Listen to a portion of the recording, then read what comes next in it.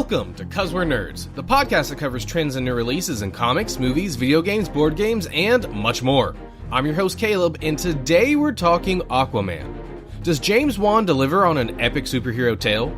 Or does DC's newest entry swim with the fishies? Find out on this week's episode of 'Cause We're Nerds.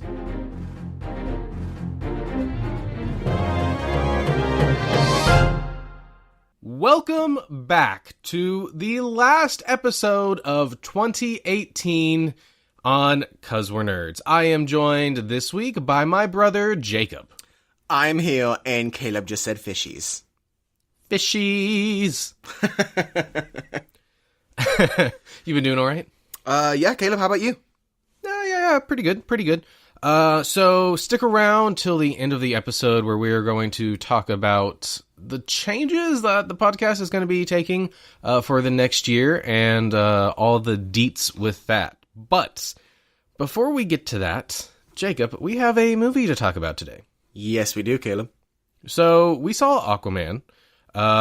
Just like always, we're going to do spoiler-free first, and then we'll jump into spoilers somewhere later in the episode. Those will be marked in the description down below so you can see the time codes, and we will clearly tell you when we are going to spoilers. So, don't worry. You'll have time to tone back. Alright, so we saw this movie together, actually, in surprisingly not an IMAX screening, which was disappointing. Yeah, and not only was it not an IMAX screening, our sound in the theater was below average. Yeah, so Courtney and I got the AMC A-list thing because there was a bunch of movies coming out. We're like, it's cheaper to do that than to actually pay for the tickets. And so when we went on to get the tickets, they only had a 5 o'clock and an 8 o'clock showing for the movie, not the normal 7 o'clock IMAX. So I was like, weird, I guess they're not doing it.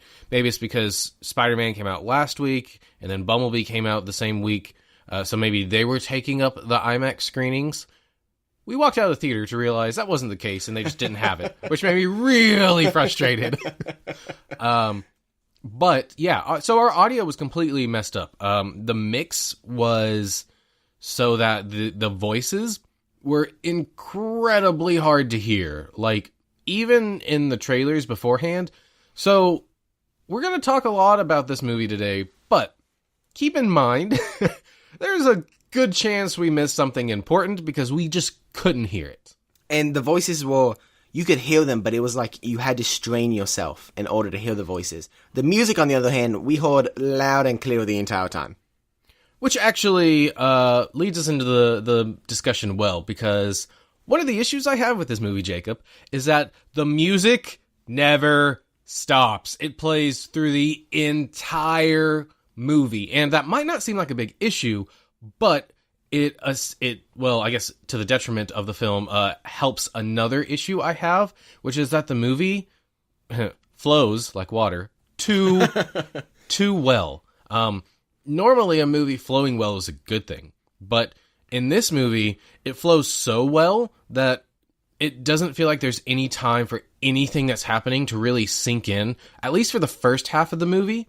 Like it just keeps moving from scene to scene with these really cool transitions, but when you put them all together, it doesn't leave a lot of room to let everything sink in. And with that, the music is constantly playing, which feeds into that because it always feels like we're in the moment, we're in the action.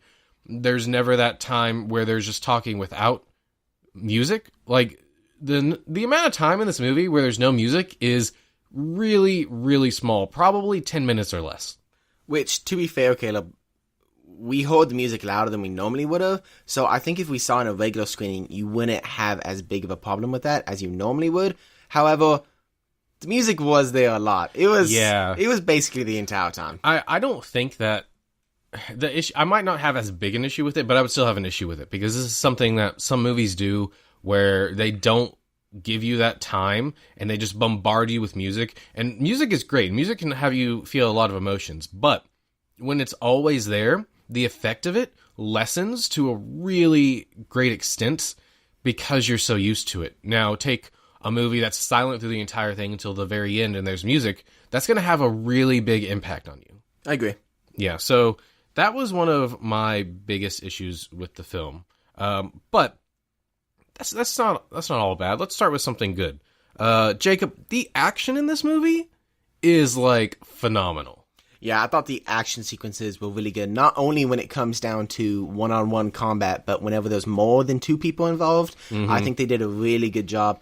Not only with the choreography, but also, I mean, I guess this could be part of the choreography, but where the camera zooms in and zooms out and around. Yes, cinematography and choreography both were fantastic during the action sequences. Yeah, there's stuff in this film that I don't know if I can say I've never seen before, but consistently throughout a film, I've never seen it like this before.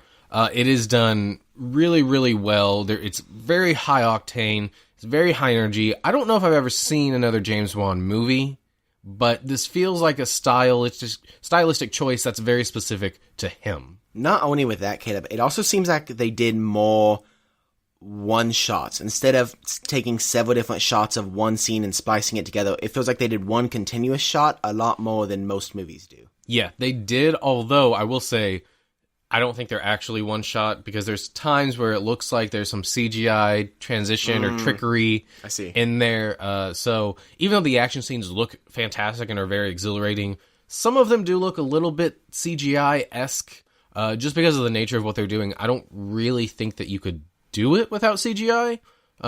Sometimes you could, but there's scenes in this movie that you definitely could not. Now, talking about the CGI, Caleb, what did you think of it? Overall, I thought that the movie looked really, really good. I was very impressed with all the underwater scenes, their hair specifically, because, you know, when they were filming this, they didn't stick these people in a tank for the most part and say act. They were just in a room in a green screen on stage, and so they had their hair basically slicked back onto their head, stuck to their head, and so they had to go and CGI their hair floating around, and sometimes that doesn't work. With Green Lantern, with that suit, it did not. Yep.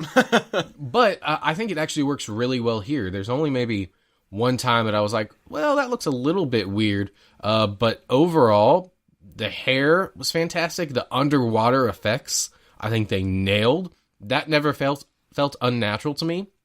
Even the way they move, because it's like a weird swimming, not swimming, walking, not walking, kind of like hybrid.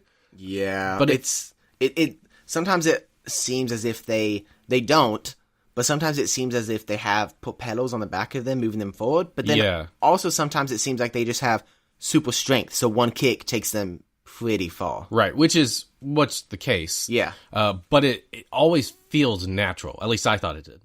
Oh yeah, I agree. Now, the CGI I thought for the most part was good. There's two that we've already talked about.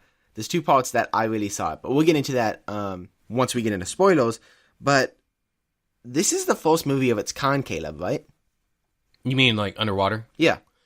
I think so. At least the first on its scale, definitely. The first that is doing it to where a good portion of this movie is underwater. I would say 70% probably of this movie. Just like the planet. Nice. Yeah, 70% I think is underwater, and it's. I feel like with what this movie has done, we might see the techniques they used in the future with other movies, especially if like Marvel ever does a Namor movie. Oh yeah, I definitely think they're going to be taking cues from this, because it is just, it's next level stuff. I mean, they've never done something to this scale, like you said, and I was just very impressed with the look and the feel of the movie overall. Yeah, definitely. I remember when it was announced and people were worried because they didn't know how they were going to do the talking underwater, the movement, the CGI, because it's so much CGI. Yeah. But whenever you're taking everything in, the talking was done very well. Probably the best thing. It's nothing weird. The CGI, like we said, was really, really good. And the movement, also, like we've said, was pretty good. So I think this is honestly probably the best they could have done, especially being the first time, but they did better than I thought they were going to do, considering it's the first time. Yeah, I agree. Now, that's a lot of praise for the movie, but it's not all good. It's not the best. It's not all good. So, when I was watching this movie, there were a lot of times that I got very specific feelings from other movies. So I think that this movie is a combination, however strange this is going to sound, of Avatar, the Blue People one, Pacific Rim, Green Lantern, and Indiana Jones / Uncharted. You see, that sounds really weird, but totally accurate. Right? Some of these I can talk about. Like, Green Lantern had a really big emphasis on going into this new world and it being like amazing and showing something we've never seen before. Mm-hmm. And they really try to evoke that side of Green Lantern, which even though they weren't successful in that movie, they are successful here, and it works really well. The rest of these I don't know if I can really talk about without getting into spoilers. There is a globe-trotting aspect to this film, which you wouldn't necessarily think of with this character. Yeah. And it sometimes works. But my biggest issue is the story of this movie just doesn't hold up. Yeah, one of the notes I actually have is I think the plot of this movie is kind of lackluster. Yeah. There's nothing special. It's not exactly bad. It's just not... If you want to see it once or twice, I don't know if you'd really want to watch it again for the plot, because it's just average. Yeah, the trailers visually were stunning. And so they kind of led you to believe that this movie was going to have a really good story. I know I was hoping it would because of director James Wan. I know his reputation is really good. I hope I'm saying that director right. It is James Wan, right? Okay. Yeah. I just had a moment where I'm like, wait a minute. What if it's not James Wan? So I completely forgot what I was saying. We were talking about... the trailers. Yes. So the trailers make it seem like it has a really good story. Mm-hmm. And it kind of lies to you, like most trailers do. I mean, that's their job, is to sell you on the movie. But it feels like, to me, they had about 20 people write this script. 20 different scripts. And what they ended with was a strange mixture of all of them, and parts of it work really well, but for the vast majority of it, it just feels like there were too many ideas thrown at the wall.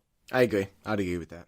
Now, the plot was kind of lackluster, and I know we've said mostly good things about it. There's been a few bad things. I was just gonna say, because I wanted to go back and wanted to say this before we got into spoilers. I thought the acting in this movie was decent. Well, let's talk about the story first. Let's finish the story. Okay. I've got some more to say about the story. Oh, okay. I don't. You go ahead and say what you have to say. I've got some more to say about the story. Okay. So the story is to the point where, say Manta. Everybody knows Manta's in the movie. He's been in the trailers. That's Caleb, it's Black Manta? Whatever. Black Manta. He has a storyline through the movie, but that feels incredibly tacked on. The movie opens with something about him, and I think that worked pretty well. And that leads you to believe that he's going to be the focus of the story. Mm-hmm. He's not the focus of the story. And what ends up happening with him feels like it should have been saved for a completely different movie or a completely different role. Like, it doesn't feel like he was given the time to shine like he should have. Mm-hmm. I think they started on the right track with him, and then I think they kind of got sidetracked with other things going on. Yeah, definitely. And so that's kind of indicative of a lot of the movie. That's a spoiler-free example that I can give, so I wanted to make sure that I said that. So we can talk about the acting now. Yeah. So I was going to say, for the most part, the acting is decent. There's a couple actors that do a fantastic job, and then there's a few actors that so-so. So that's kind of how I got the decent. Who did you think did really well? Okay, I thought William Dafoe did really, really well. It's Willem. Okay, I always say that. Willem Dafoe. I thought he did really good. Okay. I really liked him. I liked Aquaman, but it's weird because Jason Momoa is like Aquaman, so it's not really that he was acting, he was just kind of being him. I don't know, did you get the sense that they changed his character a little bit for this movie? He seemed can say that. He seemed a little different. Yeah. Like in Justice League, he had a real surfer attitude to him and like a real loner. And there's a little bit of that in this movie, but it feels like they really toned that down to try to bring in the more heroic aspects of his character. Yeah, remind me when we get into spoilers, very first thing, or else I'll forget. Because I have to say something about that I didn't write down, it just hit me. We'll write it down on that piece of paper. I'm going to write it down on my phone right here. Oh, okay. Did you not think the acting was good? Not particularly. No. Did you not? I don't know. Maybe it's just me. I thought Defoe's character was really, really good. Mm-hmm. I thought Mira, I thought she was decent. I did not like the father and mother. Yeah. At all. Yeah. So I think that the acting in this movie never gets above passable, like decent. I think the vast majority of it is pretty poor. I think Aquaman's parents are both very, very poor. Surprisingly poor. I agree. Mara as well, I thought was incredibly poor for the role she has in the movie. She just feels wooden most of the time. And I know that's probably supposed to feel like the fish out of water aspect. Funny. But it doesn't work. It doesn't feel right. It feels very stilted. It feels very wooden. Momoa is good in this movie. He's probably the best actor in this movie. Well, sorry, not the best actor. The best performance in this movie. Willem Dafoe, I mean, he's good. He's fine. But he doesn't do anything with the performance that particularly elevates it, I don't think. And while he has a decent size role in the movie, his screen time isn't massive. That's true. I think out of the people that had the biggest screen time, I think Jason did the best. Mm-hmm. And I think... I don't know the actor's name, but I don't want to say the character's name. Oren? Yeah. Yeah. Yeah. Yeah. I think he did really, really good, too. Yeah, I was going to say Oren might actually be the best performance in this movie. He is really, really good. I actually believe his character more than anyone else. Mara, I don't know if I really believe. Aquaman, I do believe. So it's a strange mix of ones that do work and don't work, and it's surprising considering the cast. I would have thought that it would be a bit more solid. I agree.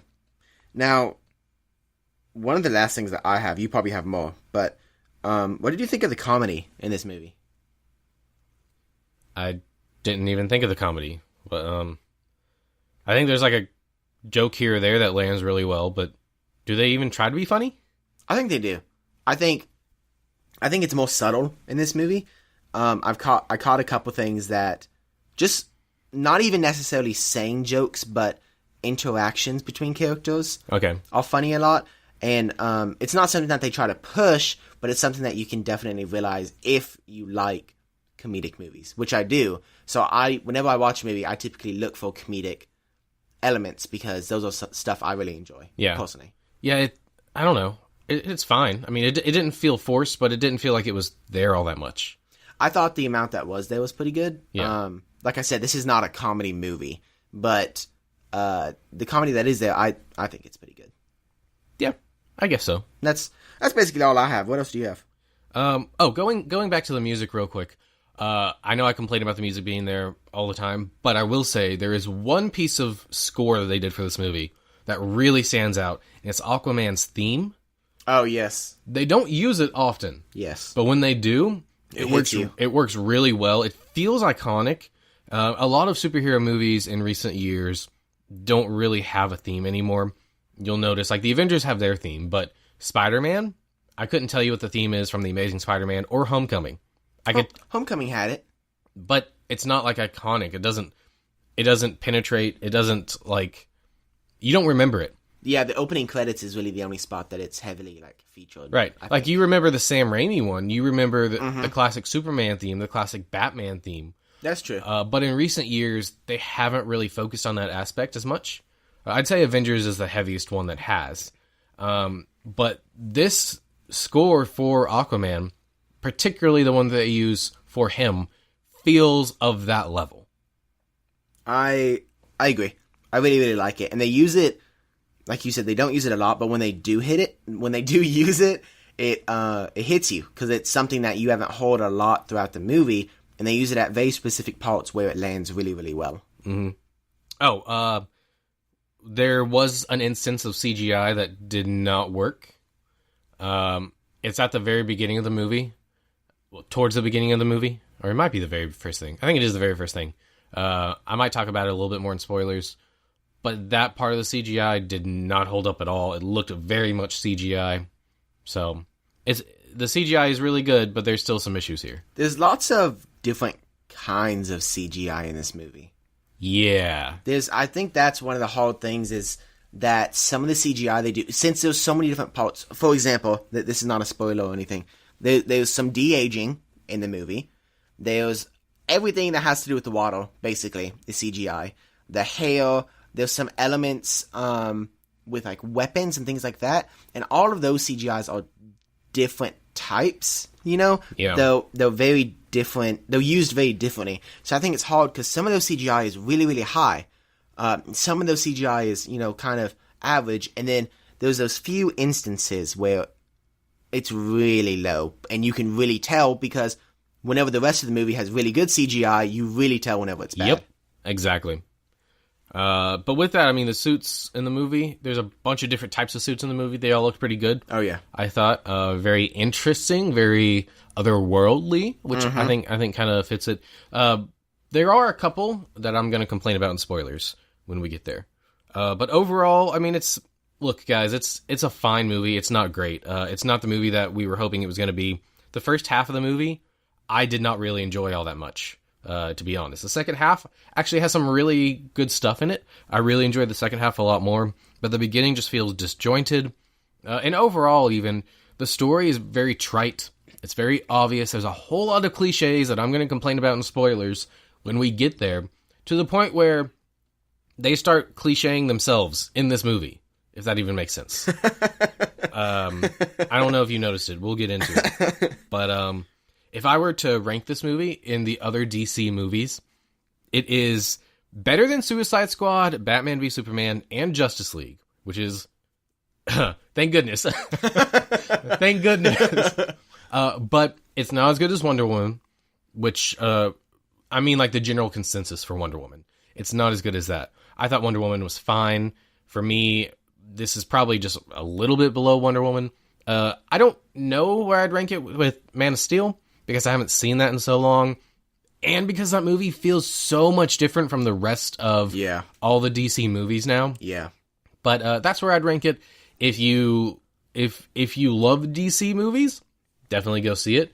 If you hated all the DC movies, don't go see it. If you loved Wonder Woman, probably check it out. So I vote Caleb in my notes. Not as good as Wonder Woman, but a step in the right direction for the quote-unquote DCEU. Okay, yeah. I think. So, I would say, for our ranking, I would say go see it in a movie theater for two reasons. Not necessarily because it's an amazing movie. One, they did the characters justice, I think.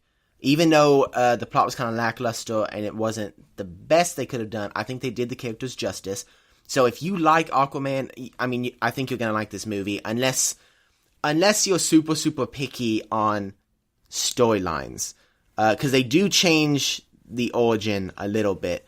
Also, like we said, it's the first big movie of its kind, and so I think that's kind of special. And so I think just that alone, you should go see it, because it's something different that you're not going to get from other movies. Cool. Yeah. All right, so that concludes our spoiler-free section. But before we jump into spoilers, Jacob, do you know what it's time for? Super cereal. I thought we were going to do it together. Yeah. Now I just look like a moron. It happens. All right. So I figured we'd just do Aquaman. I mean, he's the big boy this week. All right, okay. So, Jacob, what would Aquaman eat for breakfast? Oh, so it doesn't necessarily have to be cereal. Well, it never actually has to be cereal. Oh, okay. I try to lean towards cereal, but, there's an obvious choice for this. Aquaman, kind of surfer dude, right? Mm-hmm. But he also lives in the ocean. Mm-hmm. So, Aquaman's the type of person to get up, Maybe he had a few drinks the night before. He's sleeping on the couch. Right. He gets up, he grabs his drink from the night before, takes a sip, leans over, grabs a pizza that has pineapples on it and anchovies. See, here's what I was thinking. Okay. That's good. Okay. That's really good. Right. That actually fits the character. Thank you. I was going down more the cereal route, and I was like, what cereal would he eat? And at first I was like, obvious, Captain Crunch. But then I was like, well, wait a minute. Would he eat the fishies? And then I thought back to the movie, and I was like, they totally eat the fishies. They're cannibals. Exactly. There's a scene where someone eats a fish. It's kind of weird. Yeah, I didn't think it was gonna happen, and then it happened. I was like, not the dog. For Not the dog. for a franchise where they're always like, save the fishies, take care of the fishies, I was shocked to see them eat fish. Yeah, I definitely got this image of whenever that happened. You know the typical scene that you think of in the old cartoon. It has Aquaman, in his outfit, and he's riding on top of the dolphin with the little veins. Yeah. I imagine him riding with a bucket full of fish, and he's just like reaching out of the bucket, like eating them as he's riding the dolphin. I thought it was amazing. All right. Awesome. Good stuff, Jacob. So now we are going into spoiler territory. If you don't want to know what happens in the movie, please turn back now. Why are you even listening to this episode if you haven't seen the movie? Because we do a spoiler-free section. Which now we're ending to go into spoilers. Exactly. So please turn it off now if you don't want to hear anything. All right. So, Jacob, what was the thing that you wanted me to remind you? Okay. I got two things. Two kind of big things to me. In Justice League, right? So, you know how Bruce Wayne goes to see Aquaman, and he's been helping out the villagers. Yeah. Why do the people... First off, why do the people in the village not know who he is now? Because, you have the scene in the bar where people come up and they're like, are you the guy from the TV? They should already know, because from Justice League, and he's been helping out all the villagers for a long time. I didn't think it was the same place. But see, I'm pretty sure it has been, because he said that he's lived there with his father since his mother left. I don't know. It didn't look like the same place, and he looks like a drifter, like he's going around different places. Okay, I can accept that. Second thing, Aquaman loves being a superhero in Justice League. He's all about it after Bruce Wayne convinces him. He loves it. And why, during the beginning of this movie, is he kind of not into it anymore? That's a good question. Yeah, I thought about it because I kept thinking of... Well, I don't know if that's true, because the movie opens with him saving the submarine. Yes, but he's not... It feels a little bit disjointed, though. Yeah, it's like they didn't make the mind up. It's like at the beginning, he loves being a superhero. He's going and he's helping out. But then at the same time, whenever people are coming and asking him for help and stuff, he's like... Nah. Well, which I kind of get that because of his whole mother thing. There's a couple of things there. The thing with Mara coming to ask is that he doesn't want to be king, and that's going to require him to be king. But you're right; it doesn't feel like the same character, and I think that's a byproduct of not planning out what you're going to be doing and not really paying attention. I mean, these movies have been notorious for not being consistent. Yeah. And this is just the newest version of that. Yeah, I didn't think about it until we were writing our notes down, and I was like, that's why I thought you were talking about changing the character. What were you talking about whenever you felt that the character had changed? Just his personality felt a bit different. He didn't feel as surfer dude. He felt more like a drifter. Way more, and just his whole outlook on things just seemed to be a little bit off.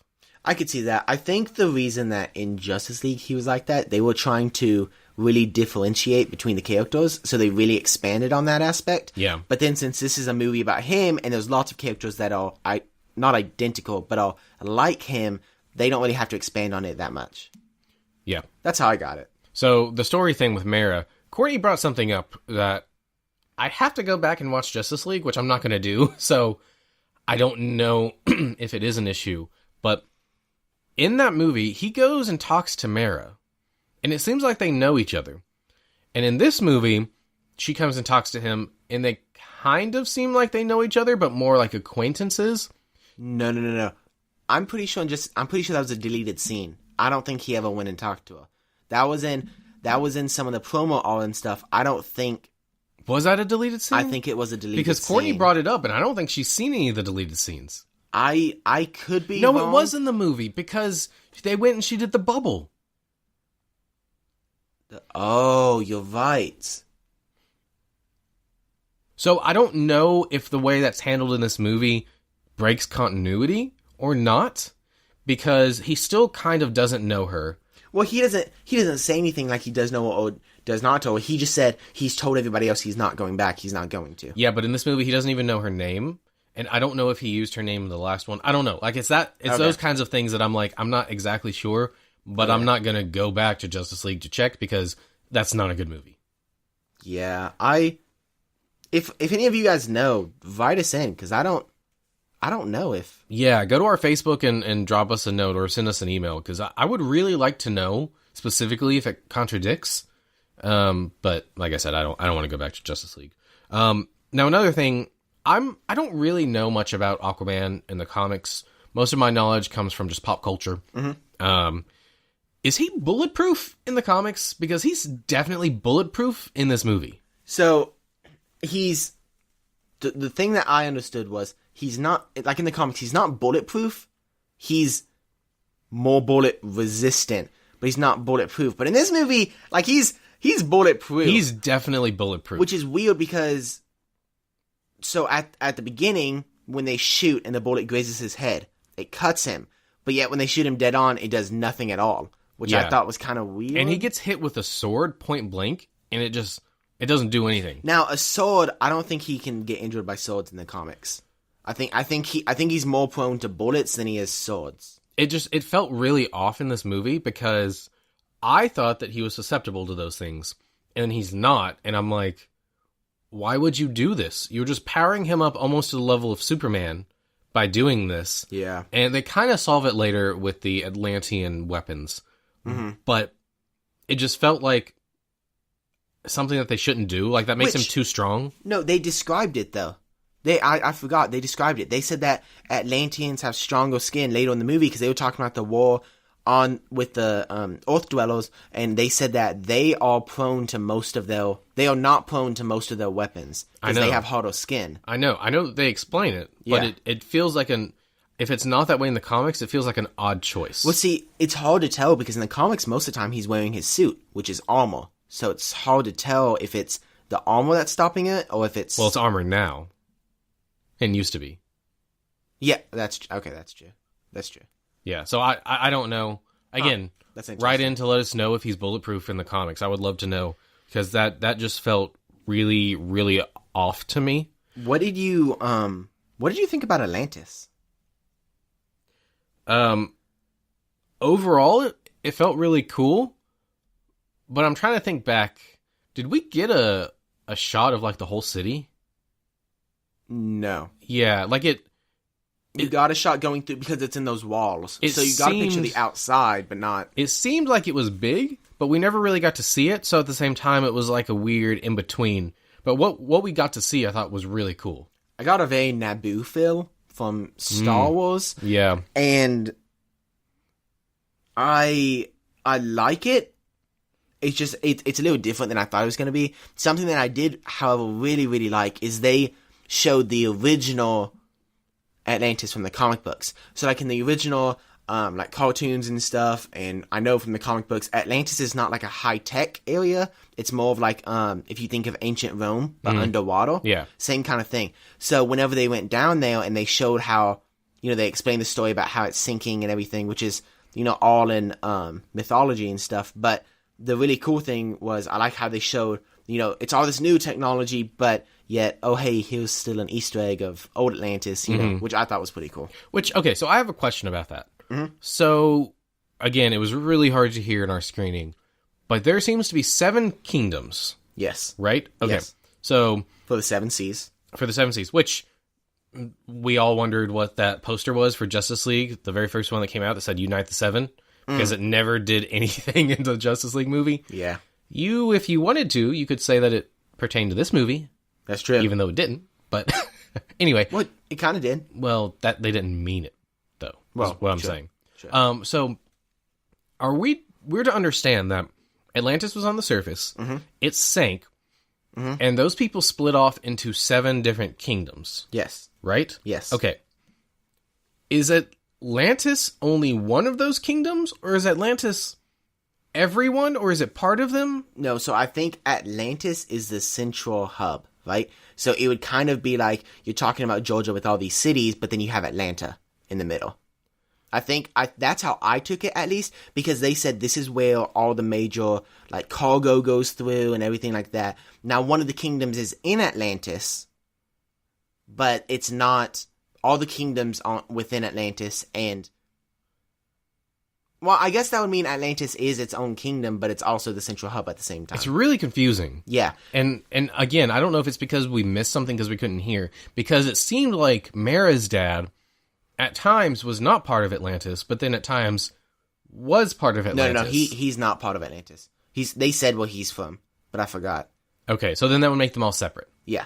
Okay. But I think Atlantis is like the major one. Okay. Yeah. Weird.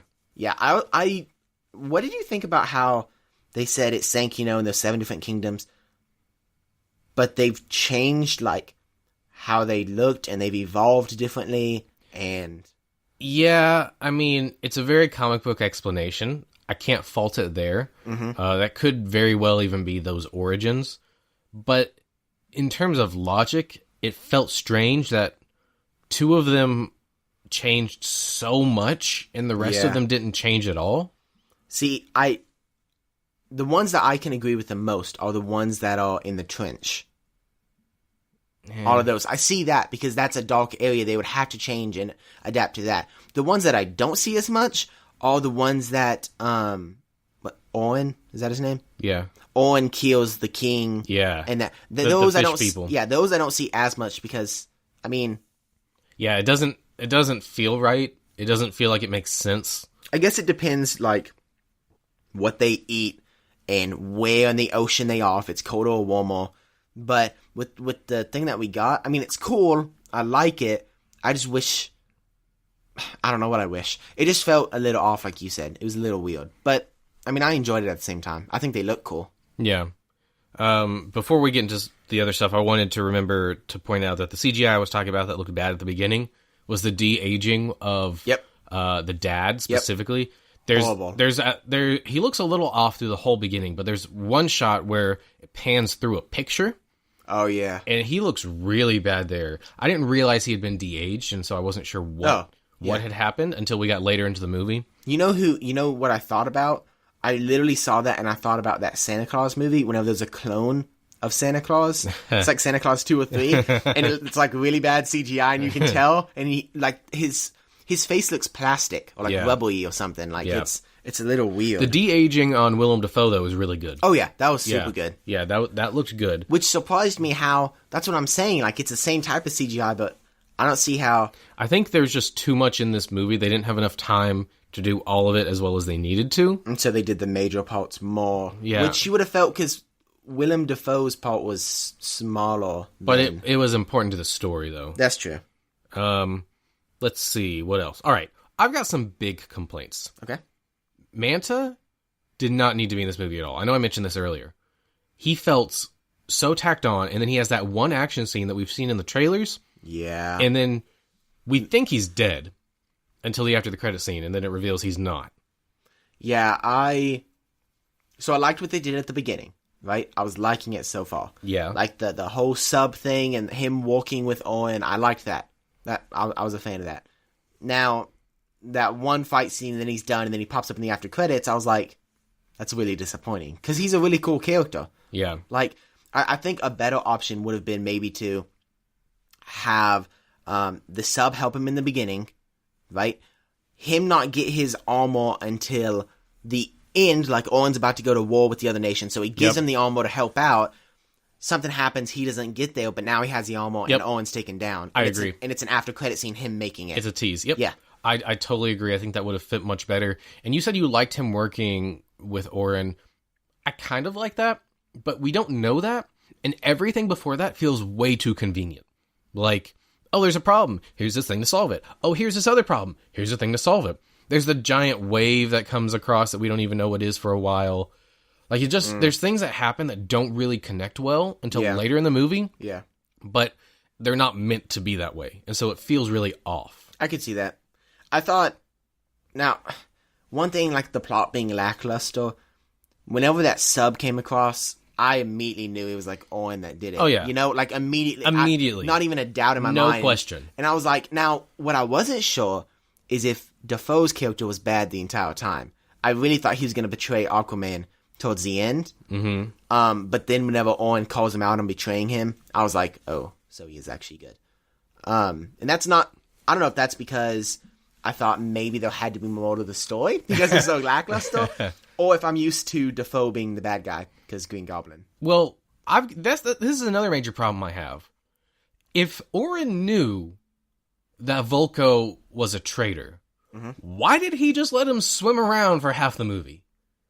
So I think it's one of those things where you want to keep your enemies closer, you know, that kind of thing. Like he could have been telling him fake things. For example, he never told him that Mila's bracelet was a tracker. He never told him that, right? And then I think he was testing him. I think he had an idea, and then once they started tracking Mila, and then Mila broke her bracelet after he told, after Owen was in the room and Dafoe's character was in there and he saw that, I think at that point he knew, okay, yeah, he is betraying me. I think he had an idea before, but he didn't know it.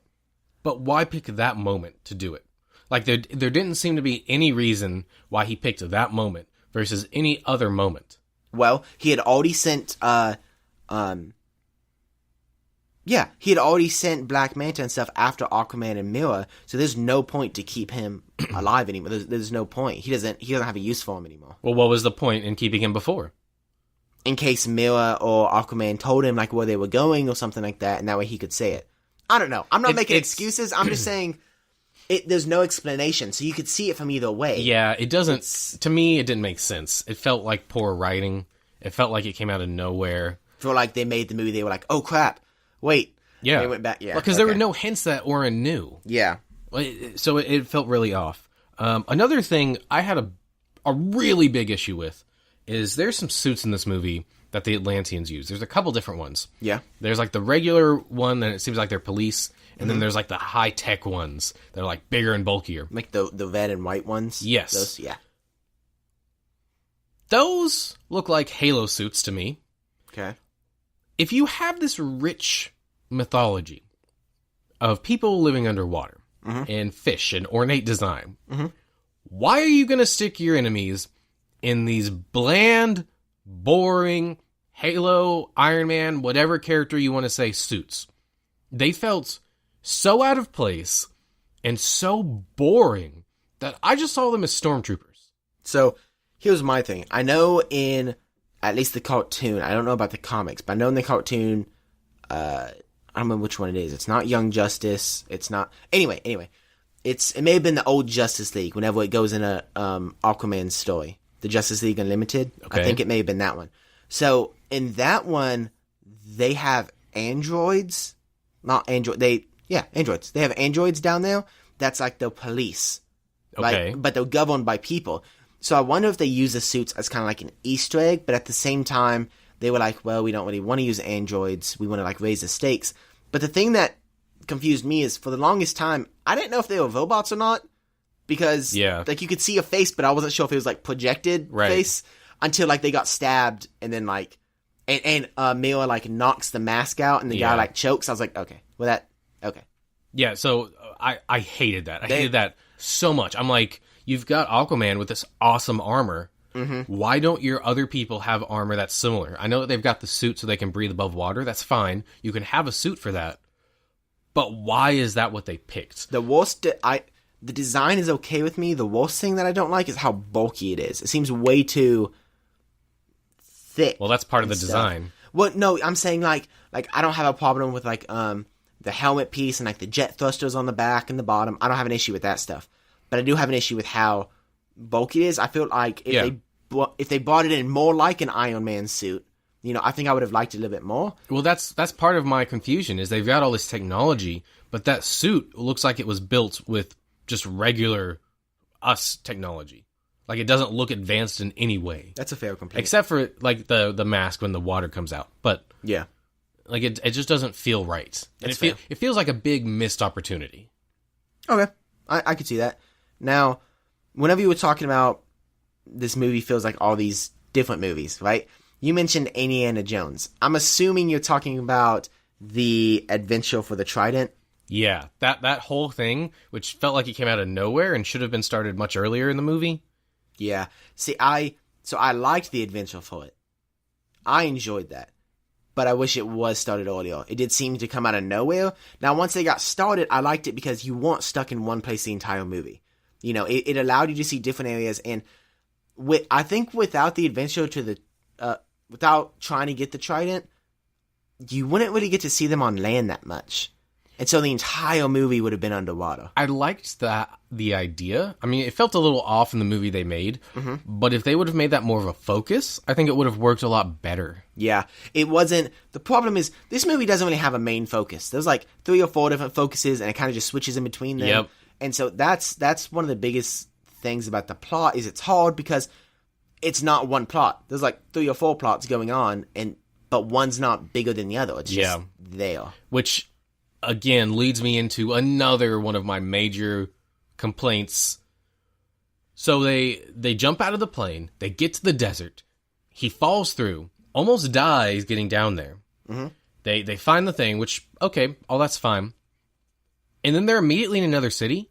How did they get out? How did they escape the desert? They barely even found it. They were lost. I don't know about Atlanteans, but I would assume they're more susceptible to a desert than people because they live in the water. And even if they're not, people would die out there. They're in this giant chasm underneath the sand. That's like a major plot hole. How did they get out? That could have been like an entire middle section of the movie. It would have been cool. That could have been awesome. Going up against ancient Atlantean technology or something. Yep. I thought something really cool would have been to find some like ancient technology, and Miller being trying to like make something, or maybe it'd be really funny if maybe they try to make like some jetpacks and they only half work, and so you could have like a comedic side, they're trying to get up and they're like kind of falling. Yeah, I could see that. I didn't really think about that during the movie, but now that I know it, that's massive jump, because not only do they have to get out of that chasm, which is a massive thing in itself, they have to escape the desert. And they have to find a way to get to Sicily or wherever they went. Yeah. Obviously, I know what it is, Caleb. The goat that was in the airplane that saw them jumped out, it came back for it. Oh. Obviously. Naturally. Obviously. Goat man. I forgot about him. No, but that actually leads to one of my complaints, too, is this movie seems to bounce around from place to place a lot. And it can be really jarring. Yep. It almost feels like as soon as you get used to the location that they're at, it changes. Yep. And so it's really hard, especially because you're following several different stories. You're following Aquaman and Mira. You're following Owen, but not only are you following Owen, you're also following Black Manta.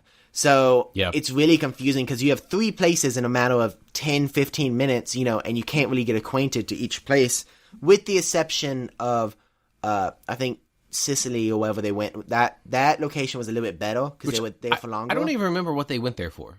So they went there, they had the glass, right? And the letter said you need to go where the 3 stars meet or something like that. Oh, okay. And where did the glass come from? The bottle? That's where they got the note out of. But why did they keep the bottle? Where did the note come from? Okay, so remind me. They watched the projection of the king. Yes. Right? Yeah. After the projection is done, I think the bottle pops up. And they grab it and they open it. But my thing is, they kept the bottle, but the letter wasn't still inside. So they had letter somewhere else. Why did they keep the bottle? I was confused where the bottle came from when they used it, because I didn't realize that they kept it, or it was the same bottle, or I'm not even realized that it came out of the bottle, to be honest. And there's a big gap in time between those 2 parts. Yeah, that's true. Like maybe 10 minutes at least, and it's not focused on. That's true. So when they stuck this bottle up there, I'm like, where'd the bottle come from? Is this just a normal bottle that has this etched on the bottom? No, my thing is, I want to know why they kept it, because you couldn't see that unless it was up to the sunlight. Yeah. Like, they didn't look at it in the cave and be like, oh, there's etching on the bottom. Right. But yet, she took the super important message and smashed it on the ground after they played it. So I was like, It doesn't make sense. Yeah. It doesn't make any sense. I at like all. the idea of having it, but I wish they would have looked at it beforehand and been like, oh, okay, there's etching, maybe we'll need this later, or something like that. That would have been better. And there's a bunch of stuff with her too that doesn't make a lot of sense or is too obvious. Like her going to the sand and thinking it's dumb and then liking Sicily. I was like, that's so obvious. Mm-hmm. That's like the base level of characterization you can do for her. That's what we're gonna do.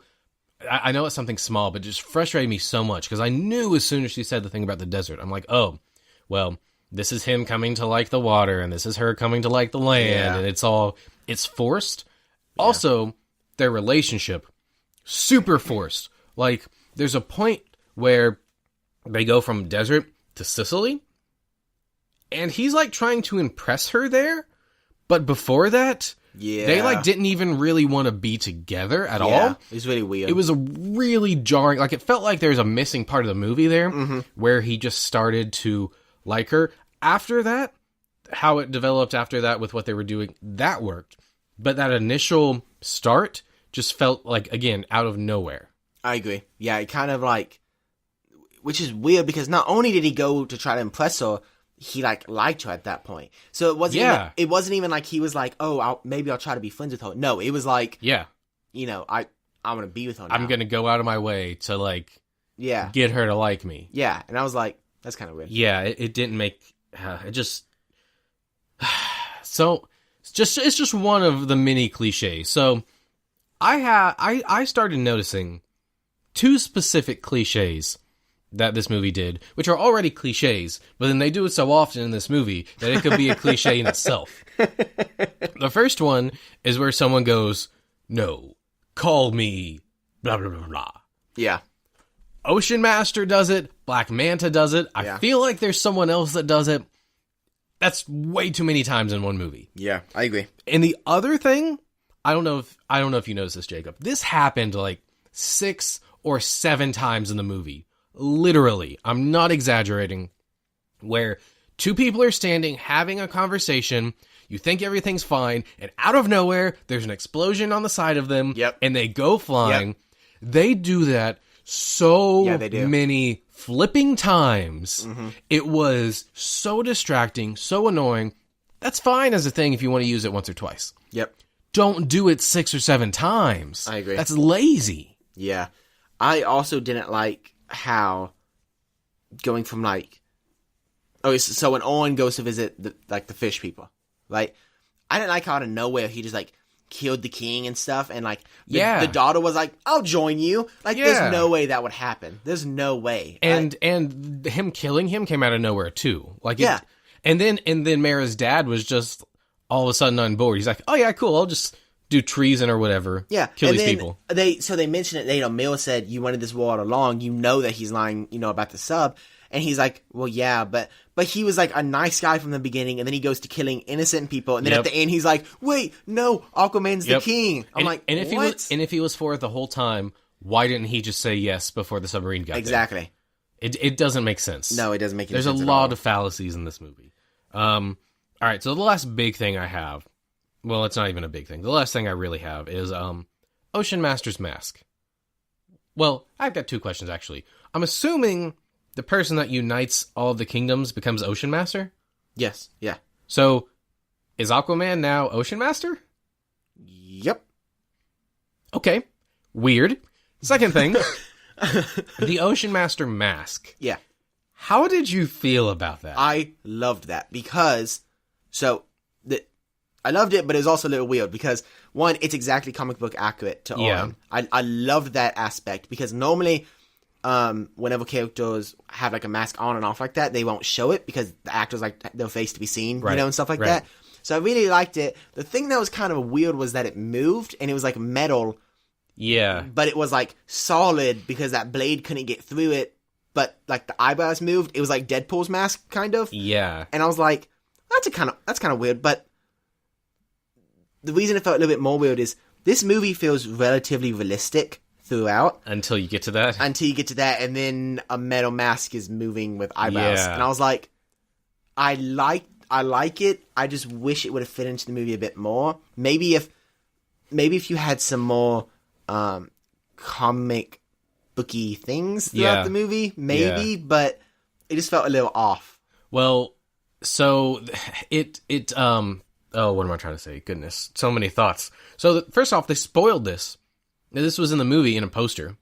Oh, really? Like way early in marketing, which blows my mind. Same thing with Aquaman's suit. I can't believe they spoiled that. Oh, no, I agree. Because that's a major moment in the big movie. Thing, yeah. But with Ocean Master's mask, I get that it can move because of the technology they have. I'm pretty sure we even see other things that kind of do that. And the eyebrows moving and all that is fine. In fact, when he puts it on, I don't know if you noticed, the fins on the side of his head kind of move in to lock it. Yeah. The thing that really bugged me out about it was the chin piece specifically. Because he talks a lot, and that like always just stays glued to the same spot, and it moves, and it's like it follows his jaw. I would have preferred that to be like one size, and it just moves, or I'm sorry, it doesn't move, it allows his jaw to move or something. Mm-hmm. That felt a little off. The eyebrows, I'm cool with all that though. Yeah. I could see the chin strap metal piece thing. Yeah. Now, talking about those, I thought the comic book accurate costumes in here were amazing. So you have Aquaman with his comic book accurate costume. Yeah. Mila, that's not her main one, but she does wear that in the comics. I know for a fact. Yeah. Ocean Master. Mm-hmm. Perfect. Even got the purple in there. Yeah. And then Black Manta. I thought all of the suits looked really, really good. Especially considering what could have happened. You know, considering the past. For example, I was afraid we were going to get another Batman armor kind of thing. Oh. You know, I was really worried it was going to be kind of like that. Yeah. But it wasn't. And I loved how they changed. For example, Aquaman's gloves now come farther up his forearm. Yeah. And it's a really good design for this movie. I agree. I think all that stuff looks really good. Even Black Manta, which shouldn't work in live action at all. And they even give you a reason why the helmet's so big.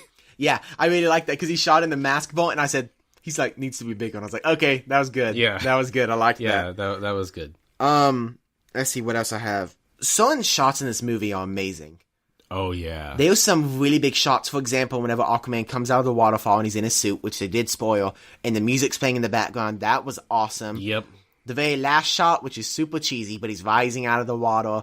You know, I liked that. That looked too CGI for me. It didn't even look real. It was little CGI, yeah, but I liked whenever it turned into, because he popped out and it was live action, and then it turned more into like a painting when it zoomed out a little bit. I liked that. Yep. I know there's That's it. I know there's a few others, but I can't. Whenever Aquaman's diving off the bell tower when Black Manta's shooting, and it's destroying in the background. I kind of remember that. Yeah, Aquaman like dives forward. Yeah. And then, so that one was really cool. Let's see, what else do I have? I have a big one.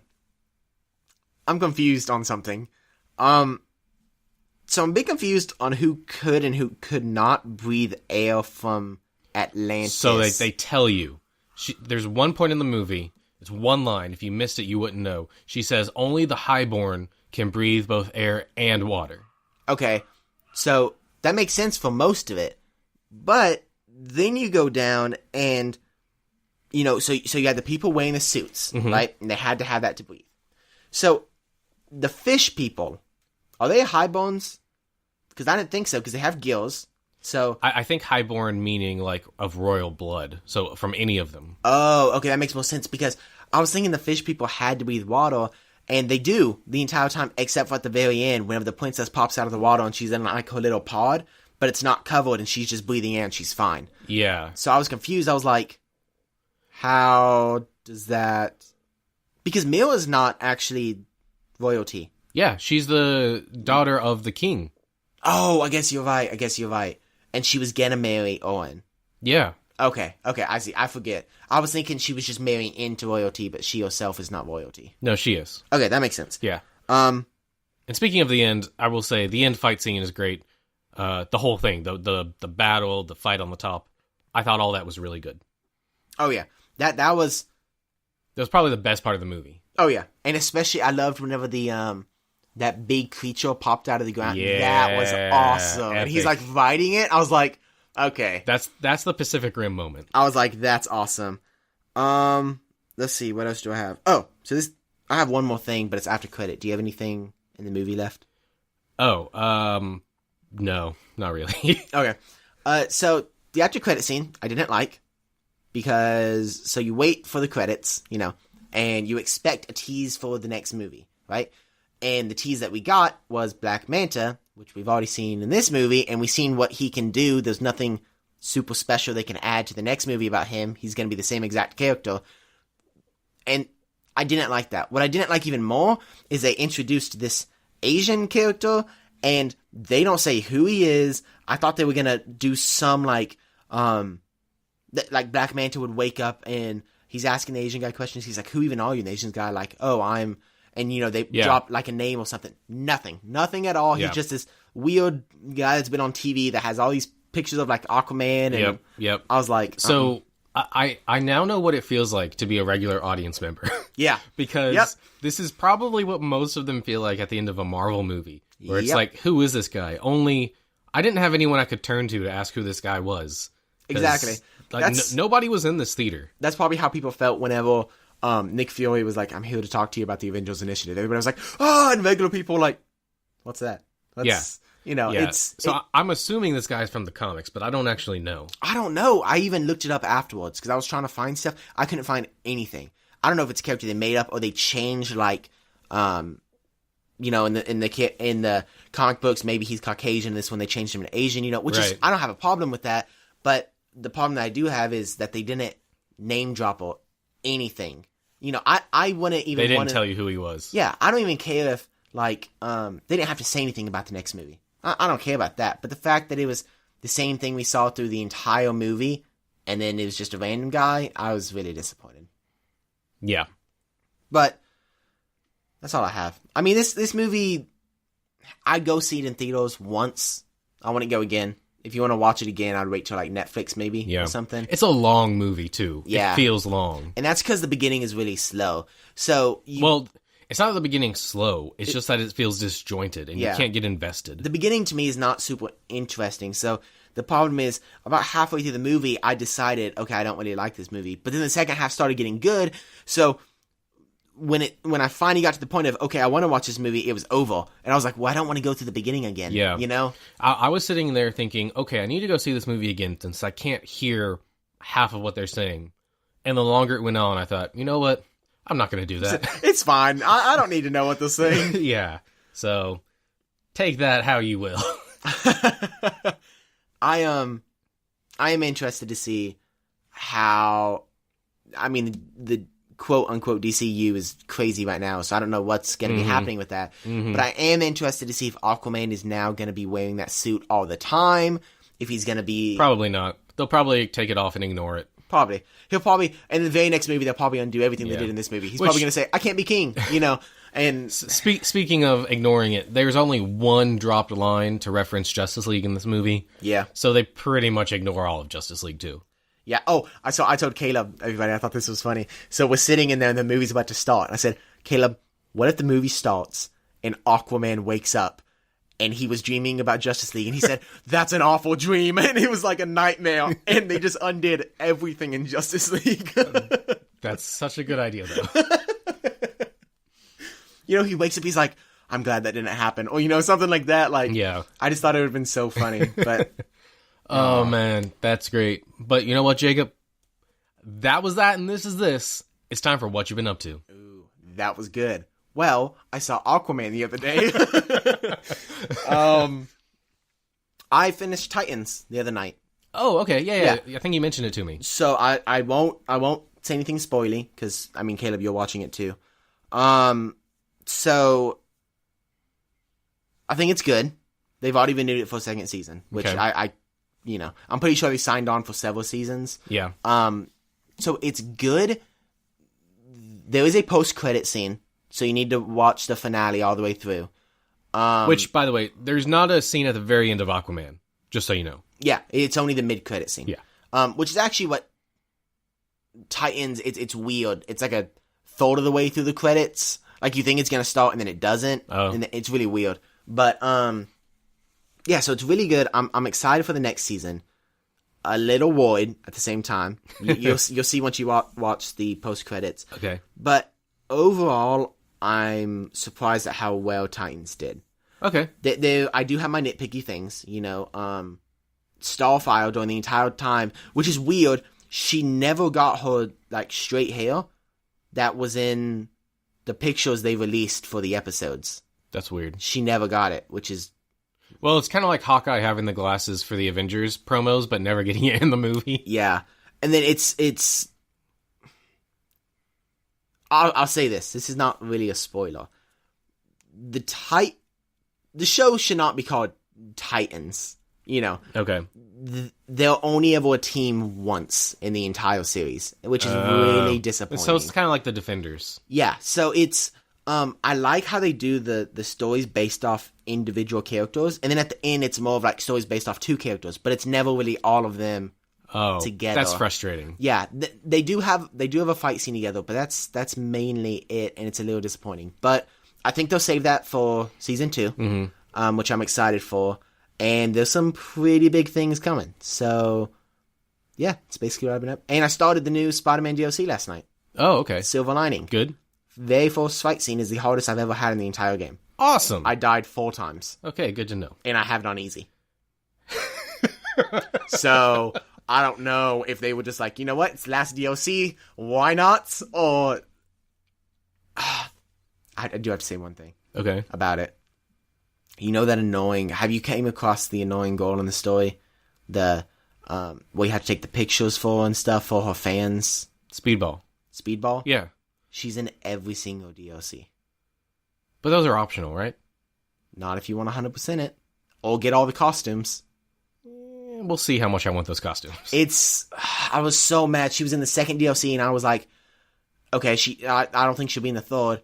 And then the third, you get to it, and she's there, and I'm like, well, whatever, I'm done. I don't even want that suit. So that's all I've been up to, though. But, Caleb, what you been up to? Not much. And everything. Not much to talk about here. We found a new comic game collectible store thing. Oh, yeah, that was awesome. Which was really cool. I didn't even know it was there. I bought some more comics, but I haven't even got to read them yet. And I saw Aquaman. I really have not been up to much. I've been getting ready for Christmas. Which is right in the next few days. Well, actually, it is. So, yeah, this is actually going to be coming out after Christmas. So, Merry Christmas to everyone who enjoyed Christmas. Hopefully you had a great one. And hopefully you will have a Happy New Year as well. Yes. Now, talking about the New Year, Caleb, you wanted to talk about the podcast for next year, what it's going to be about, what's going to happen the first week, things like that. That's right. So, there's going to be some changes coming to the podcast. So, we started the podcast with the Road to Infinity War series, where we talked about every single Marvel movie up until Infinity War, and then from there we kind of just started doing whatever topics we felt like doing that week. Of course, we started covering the movies and stuff too, but when we started, we didn't really have a solid plan for what was going to happen after Infinity War came out, and I think that has led to some really awesome episodes, but I'm going to be honest, maybe some of not the best episodes ever. So, we're going to kind of switch it up a little bit to hopefully help you guys enjoy the show a little bit more, hopefully to help us bring you some great content as well. And what we're actually going to be doing is each month is going to be centered around a theme. That theme can be anything. It can be maybe like, oh, this is Star Wars month. Or maybe it's something like, oh, this is the New Beginnings month. But each month will have a theme, and everything we talk about that month will revolve around that theme in some way. And it'll be consistent in terms of like what that thing kind of is. So, that means that each month we're going to be talking about more or less the same types of things. So we will have probably 12 themes throughout the year, one for each month, except for maybe summer. We're still trying to figure that out because there's so many movies over those months. So, sometime we might start doing some mini episodes for the week so that we can do some bigger episodes, kind of like the Stanley episode. We haven't quite nailed down those details yet, but what we do know is that January is going to be our month of level up. Everything that month is going to have to do with video games. We've got some really great ideas coming up. We're going to be talking about VR. We're going to be talking about open world and how that's affected gaming. We're going to be talking about the infamous Super Mario Brothers movie at the end of the month. if you did not know that exists, there is a live-action Super Mario Brothers movie that they did, I think in the 80s, and we're going to be talking about it. So it's going to be a lot of fun. I'm really looking forward to it. But because we have been putting out an episode every week for the past year, in some cases more than one episode, we're going to be taking the first week of January off. There will not be any episodes that week. We just kind of need to rest and relax because we will probably be doing an episode every week for the rest of next year as well. So we do need a little bit of rest. But we do want to say thank you to everyone that has listened this year, for all of your support, for sharing our show with everybody. It means a lot to us. We pour a lot of time and effort and energy into this, a lot of ourselves into it. And it's nice to know that people are out there listening and that we're not just doing it for ourselves. I mean, we'd still be having these conversations, but, you know, it's nice to know that people are listening. Thanks for all of our guests. Caleb, I was just going to say before you continue, I was going to say, thank you for having me on the show, first of all. I love doing this. But also, I want to say from the fan aspect, I love listening to episodes that I'm not on. I even listen to the ones that I am on. But you narcissist.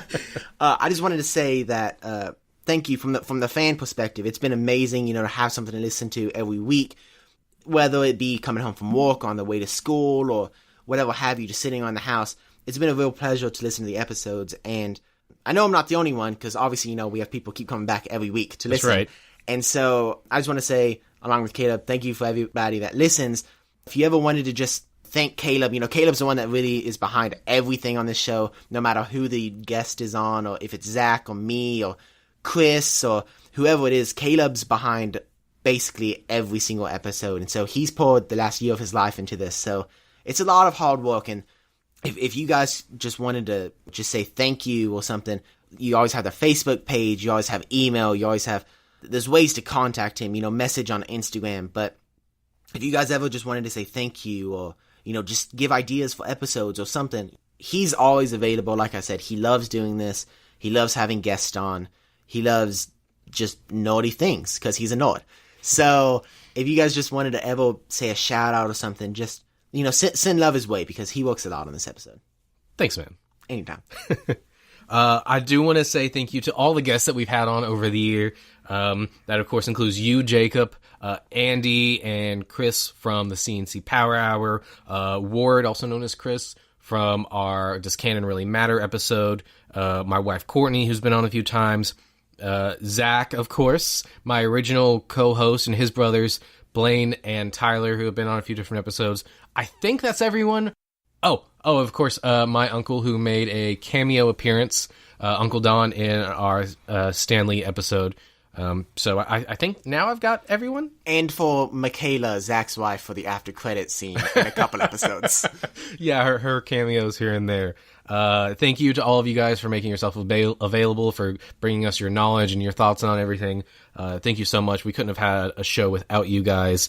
Thanks to Taylor Poole for doing our awesome opening intro music, and just everyone else that has helped us bring the show together. There's probably a whole lot of people that I can't even mention because there's been so many people involved. But thank you to everyone. And it's been a really great year. We've released 54 episodes this year. We've released 4 or 5 news episodes, which we're not doing anymore, but still, it's been a lot of work. It's been a lot of fun. It's been some stress. It's been some tears. We've lost the 2 co-creators of Spider-Man this year. It's been a roller coaster of a year. But I'm glad that we did it. I'm glad that we're going to continue to do it. I hope you guys continue to listen. Please share with your friends if you enjoy it. Please let us know what you enjoy, what you don't enjoy. We really need that engagement to be able to keep doing this, to be able to know what you guys want to hear and what we want to talk about. So, again, thank you for everything, and we will see you the second week of January. Thanks for listening to 'Cause We're Nerds. Stay up to date with all the nerdy news and podcast drops by following us on Facebook, Twitter, and Instagram. You can also leave us comments and feedback at cuzwerenerds@gmail.com.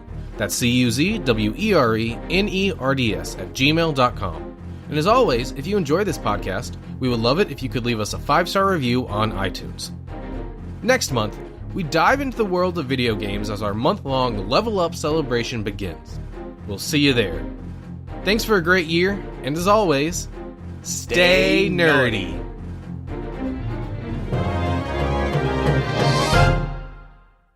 When we were laughing, I deleted my notes, but then my recently deleted, so I don't know how that happened. Oh no! Wow. Okay. But I'm glad they're on the recently deleted. They didn't just delete. You can take them out of the recently deleted. How? I want to be very careful. Somehow. Here, wait. I got it. Wait. Just in case.